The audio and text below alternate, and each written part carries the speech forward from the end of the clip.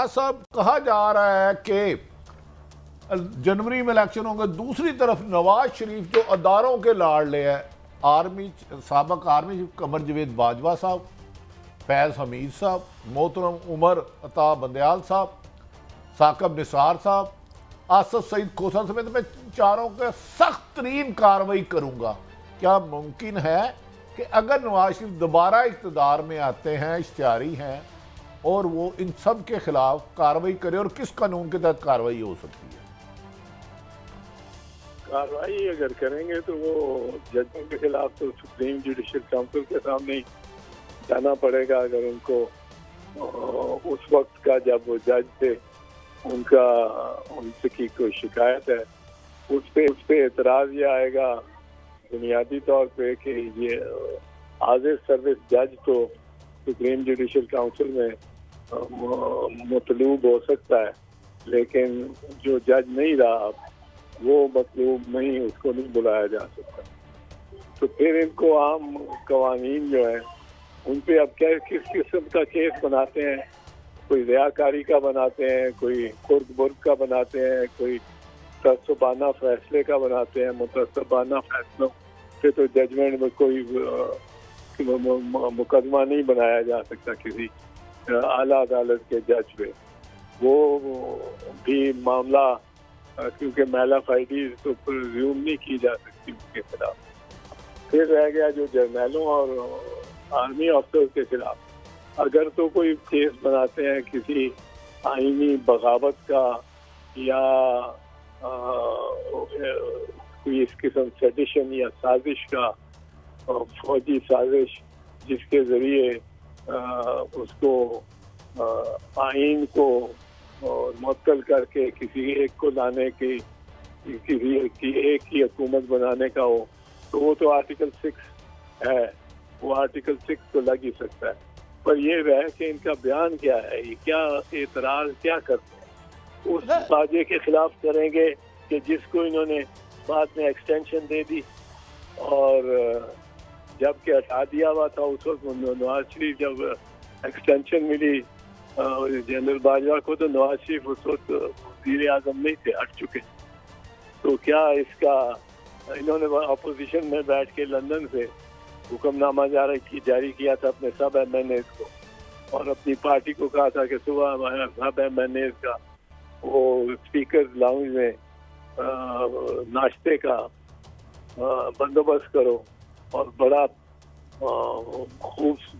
खूब नाश्ता हो और वैरायटी हो उसमें। ये इन्होंने हुक्म दिया था कि ये हो ताकि ये सारे जाके वोट डालें, और बाजवा साहब को कमाल वोट मिले, 342 के 342 या 342 में से 340 वोट ये MNAs के मिले, जितने कभी किसी को मिले ही नहीं हो सकते।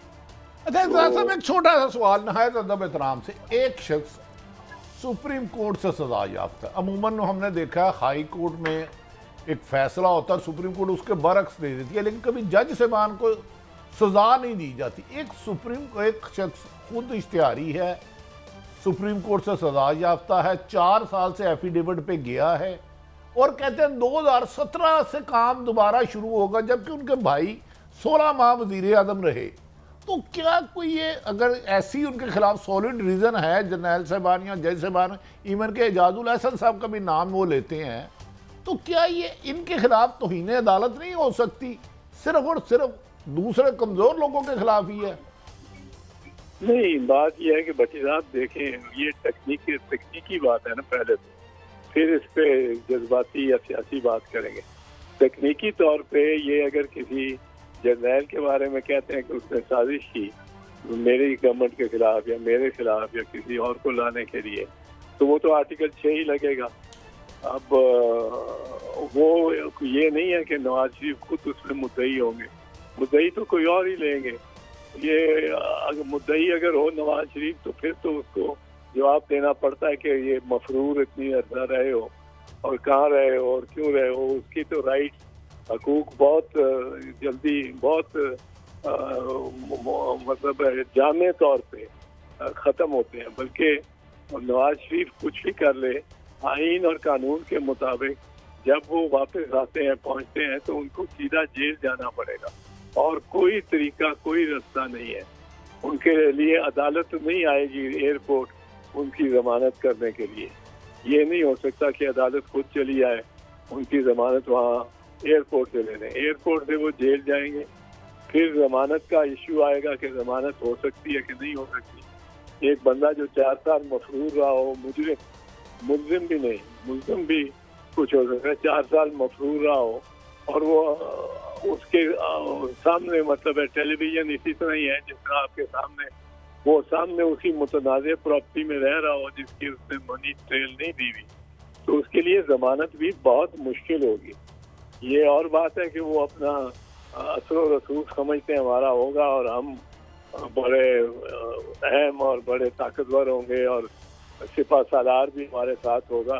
वो इलेक्शन में अगर स्लिप हो गए तो फिर सिपा सालार भी साथ नहीं रह सकेगा, साथ नहीं दे सकेगा। एतजाज साहब, तो ये अभी मैं एक थोड़ा सा कल से क्वेश्चन हॉन्ट्स भी कि टेक्निकल बात करते हैं जिस तरह आपने फरमाया। एक तो ये कि जिस तरह भट्टी साहब कह रहे हैं वो कॉन्विक्ट हैं, सोशल बेस कोई नहीं है, कोलोसल करप्शन के केसेस बड़े, यानी सीधे साधे, उन कोलोसल इनकॉम्पिटेंस कि किस किस्म की इंडिस्पेंसिबिलिटी है 2-4 लोगों की कि ये रियासत चल ही नहीं सकती उनके बगैर। हालांकि ये ख्याल अगलब है कि इस बर्बादियों की दास्तान में लाइन शेयर इन्हीं का था। जनाब इत्तेजाज साहब।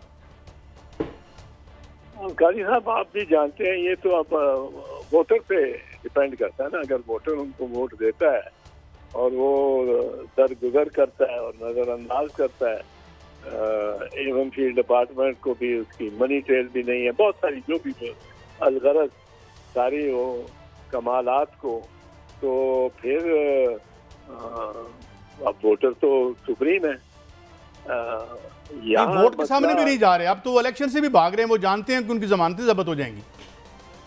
हाँ नहीं, इलेक्शन से तो वो तो भाग रहे हैं, पर अब जो इलेक्शन कमीशन ने, जो बेसिकली है इलेक्शन कमिश्नर, जो सारा इस जंजाल को पंजाब और खैबर पख्तूनख्वा से शुरू होके इलेक्शन 90 दिनों के अंदर ना करा के, क्योंकि उसकी रिस्पॉन्सिबिलिटी ही नहीं है, उसकी ड्यूटी है इलेक्शन कराना।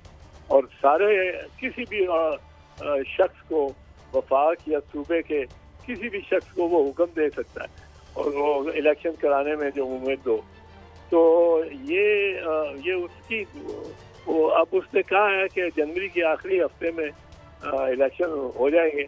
अब ये मैं नहीं, ये यकीनन 90 दिन से ज़्यादा ऊपर है और पर इससे ईरान से ही शायद कुछ पार्टीज में इस वक्त तहरीक पैदा हो जाए, कोई इलेक्शन का सीन हमें नजर आना शुरू हो जाए, कोई टिकटों का शोर शराबा शुरू हो जाए, क्योंकि वो शायद ये भी चाहते हैं कि वो कैदी नंबर 804 से भी अटेंशन हटे और ये इन्होंने शायद इसीलिए किया हो।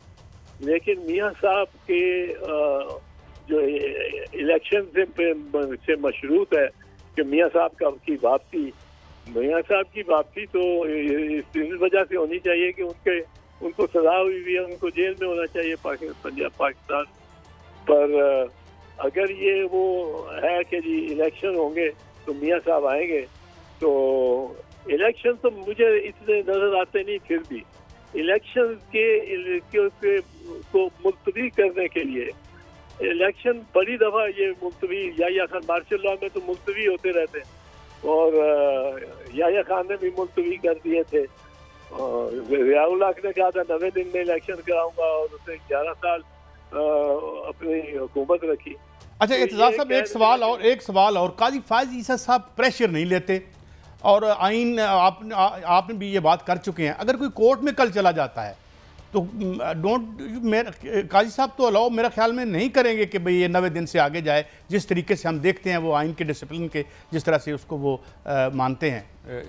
एतजाज साहब, नहीं करना चाहिए, मेरा नहीं ख्याल काजी साहब मानेगा। काजी बड़ा स्ट्रिक्ट आदमी वो अब उमर बंदयाल जरा थोड़ा सा ढीला आदमी, ढीला निकला और बस कोई समझने जेंटलमैन था।